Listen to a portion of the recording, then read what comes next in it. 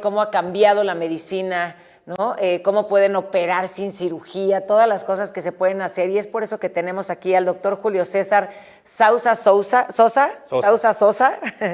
Él es médico cardiólogo con alta especialidad en ecocardiografía. Y vamos a hablar de cómo estamos operando o cómo están operando sin cirugía el corazón. ¿Cómo está, doctor? Hola, Pau. Bien, muchas gracias. Qué gusto que estés aquí. Un placer. ¿Y qué es eso? Primero cuéntame, ¿qué traes ahí? Mira, aquí traigo un pequeño dispositivo que es una pinza, ¿ok? Ajá. Que si la puedes ver, esta pinza hace pequeños movimientos. ¿Ah, sí? ¿Ya lo viste? Se abre. Ajá. Y esto, no me vas a creer, pero esto es del tamaño de una moneda de 5 centavos. Ok. Y con esto actualmente reparamos las válvulas del corazón. Entonces, anteriormente, para tú reparar una válvula del corazón se tenía que hacer una cirugía corazón abierto. Sí, sí. Actualmente metemos este dispositivo por la pierna, desde la ingle, se sube hasta el corazón. O sea, por la vena y así, o sí, por la arteria y por la vena. Arteria, ok. ¿Sí? Por la vena, este en específico se sube a través de una vena, ¿sí? Y se utiliza para pinzar las válvulas del corazón. Las válvulas del corazón, para que la gente lo entienda, es como una puerta, ¿sí? El corazón tiene 4 cuartos y entre 2 de ellos hay una puerta que abre y cierra, pero es una válvula de un solo paso. O sea, nada más debe de permitir el flujo de la sangre en una sola dirección. Ok, no puede salir. No puede regresarse. Ok. Entonces, cuando esa puerta no abre bien, ese paciente tiene una estenosis. Quiere decir que el flujo de la sangre le cuesta trabajo pasar al otro cuarto. Ok. Cuando esa puerta se cierra, esa sangre no debe de regresarse, se debe de ir por otro tubo. Okay. Sin embargo, cuando se regresa, a eso le llamamos insuficiencia. Okay. Quiere decir que se regresa la sangre. Y este dispositivo en particular es como una pincita, que es esta, y esta pequeña pincita... ¿Se ve ahí? ¿Sí va? Ahí se ve cómo abre y cierra, sí. Sí, sí se ve. Sí, miren. Esa pincita blanca esta pincita abre y cierra. Entonces, fíjate, ahí está abierta. Y ahorita lo voy a empezar a cerrar. Ahí voy a empezar a cerrarla. Ajá.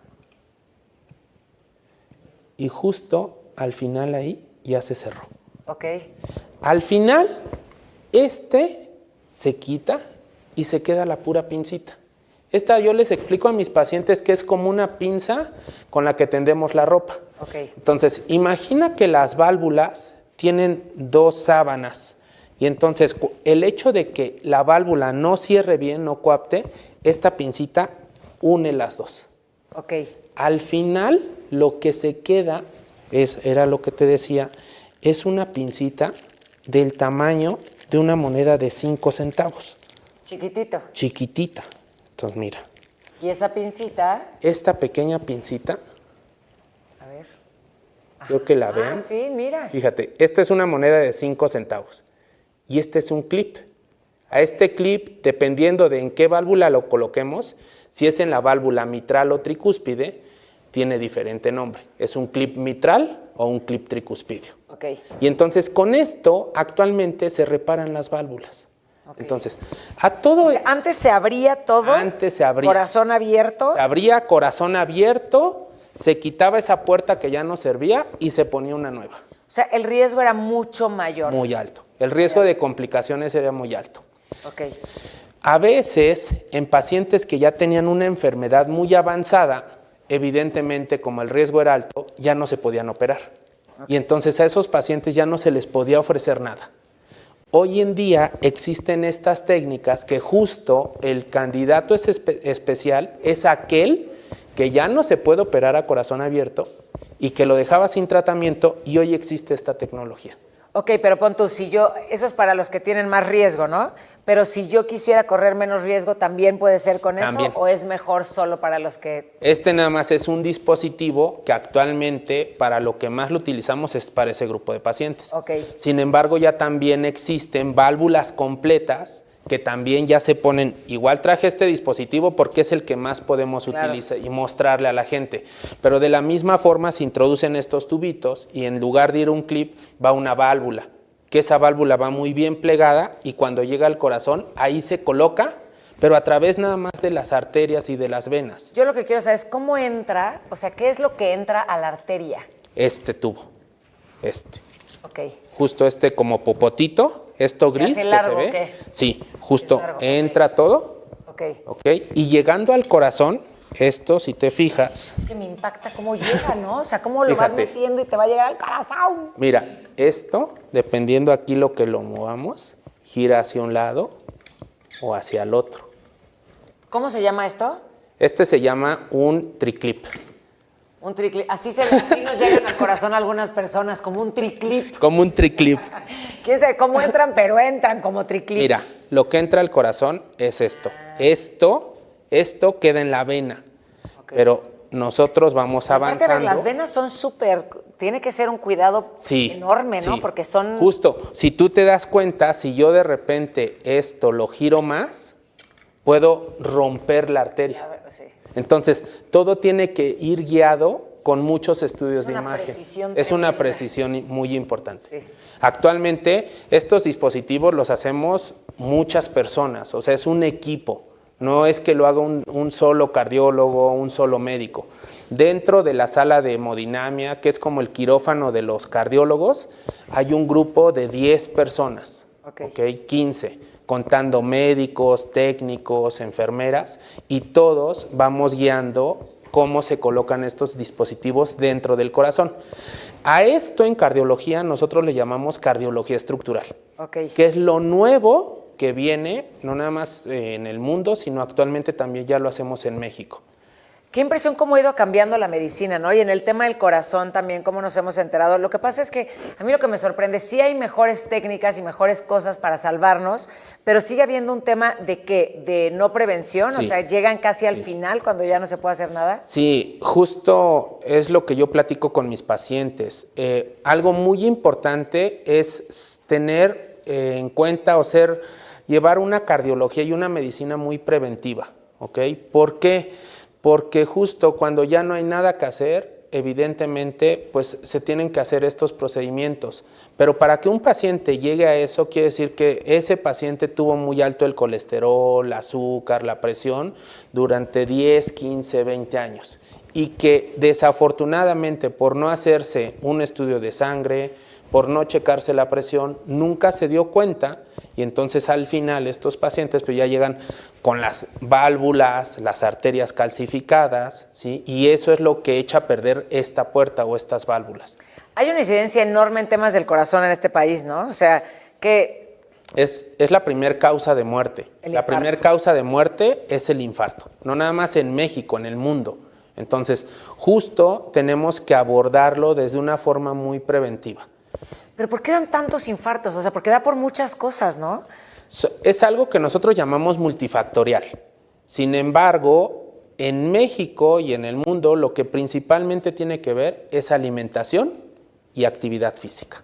Ven. Comemos muy mal y no nos hacemos movemos. ejercicio. Bueno, nos no se movemos. mueven, porque yo sí. Ahí sí. No, pero sí es una realidad, o sea, Sí. y también yo creo que en Nuestro México estilo y de Estados vida. Unidos. Escuchaba yo hace rato, comentaban del estrés, o sea, y la salud mental. Es algo que a veces nos enfocamos mucho nada más en decir, oye, come bien y haz ejercicio. Sí. Pero hoy en día, la salud mental, el estrés crónico, la forma en cómo vivimos, también es algo que crea cambios hormonales dentro de nuestro cuerpo. Esos cambios hormonales elevan algunas hormonas que les llamamos las hormonas del estrés.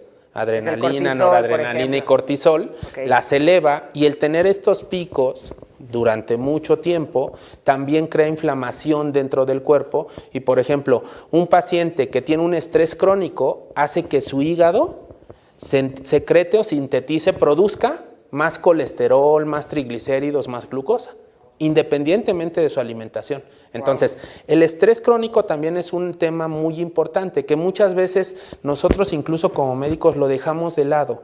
No hacemos un hincapié, oye, Sí. tienes que comer bien. Hoy en día todo este tema de meditación, mindfulness, yoga, pilates, son cuestiones que también ayudan en el tema de salud. Y nosotros como médicos, yo como cardiólogo, es algo que existe evidencia científica y que muchas veces tenemos también que comentarlo con la gente, con los pacientes, para que ellos sepan que atrás de estas recomendaciones Hay una evidencia científica muy sólida.